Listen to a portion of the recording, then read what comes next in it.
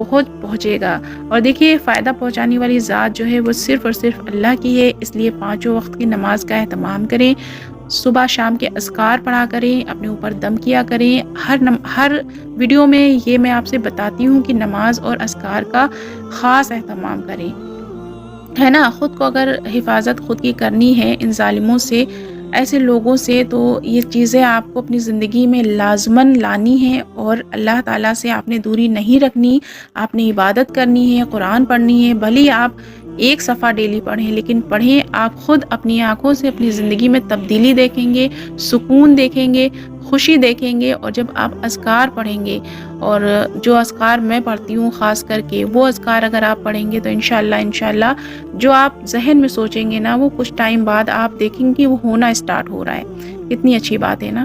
تو چلیے اچھا، میں اب آپ لوگوں کو بتا رہی ہوں وظیفے کے بارے میں۔ تو دیکھیے اگر کسی